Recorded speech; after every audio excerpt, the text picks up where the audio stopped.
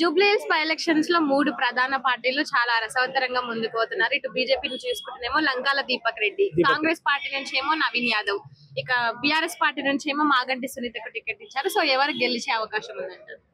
నా హోప్స్ ప్రకారం సునీత గెలవచ్చని అనుకుంటున్నాను. ఎందుకంటే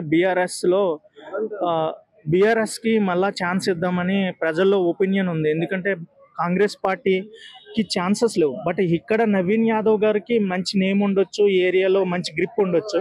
బట్ రేవంత్ రెడ్డి గారి సీఎం అనేది ఫెయిల్యూర్గా చూపెడుతున్నారు.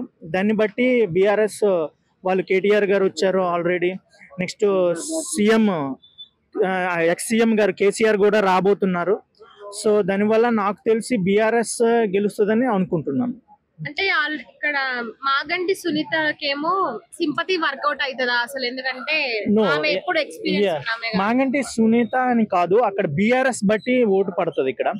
ఎందుకంటే మాగంటి సునీత కొత్త క్యాండిడేట్ అవ్వచ్చు, బట్ బీఆర్ఎస్ కి ఎందుకంటే ఆల్రెడీ ఇప్పుడు 2 years గా చూస్తున్న ఈ కాంగ్రెస్ పరిపాలన నుంచి ప్రజలకి కొంచెం నెగిటివ్ ఫీలింగ్ క్రియేట్ అయింది రేవంత్ రెడ్డి గారు. ఎందుకంటే రేవంత్ రెడ్డి గారు మాట్లాడారే కానీ ఆయన ఇచ్చిన హామీలను నెరవేర్చలేకపోయారు. పెన్షన్ విషయంలో అవ్వచ్చు, ఇప్పుడు పెన్షన్ 2 months ఒకసారి వస్తుందంట. ఈ రీసెంట్ గా ఒక లేడీ చెప్పిన విన్నాను. నెక్స్ట్ చాలా రైతు భరోసా కరెక్ట్ గా రావట్లేదు.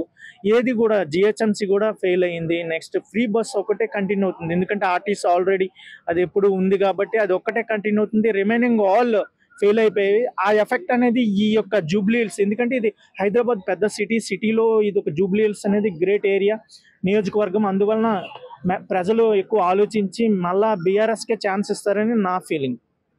అంటే ఇక్కడ నవీన్ యాదవ్ కి కాంగ్రెస్ పార్టీ టికెట్ ఇచ్చినా ఇవ్వకపోయినా ఇక్కడ పర్సన్ ని చూసుకొని ఆయన గెలిచే అవకాశాలు ఎక్కువ ఉంటాయని మాట్లాడుతున్నారు. యాక్చువల్ గా పర్సన్ చూసి గెలిపించితే అది ప్రజలకైతే ఏం చేయరు. ఎందుకంటే దుబ్బాకలో కూడా ఒకసారి ఇలాగే ఎలక్షన్ అయితే బీజేపీ ఆయన గెలిచాడు.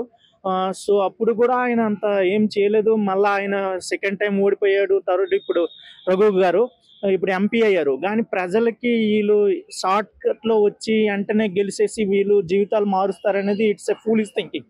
ఎందుకంటే ఒక పార్టీకి ఫస్ట్ వాల్యూ ఇస్తే, పార్టీకి ఏమంటే ఈ ఏరియా ఆ ఏరియాని కాదు, ఎవ్రీ ఏరియాని వాళ్ళు డెవలప్ చేస్తారు.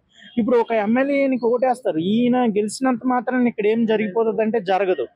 మళ్ళా బీఆర్ఎస్ కి మళ్ళీ ఓటేయడం వల్ల మళ్ళీ మనకి ఎలక్షన్స్ వచ్చేటప్పుడు మళ్ళీ బీఆర్ఎస్ డెవలప్ అయ్యి మళ్ళీ కేసీఆర్ గారి సీఎం అయితే మంచి పరిపాలన ఉంటుందని నా అభిప్రాయం. Okay, thank you.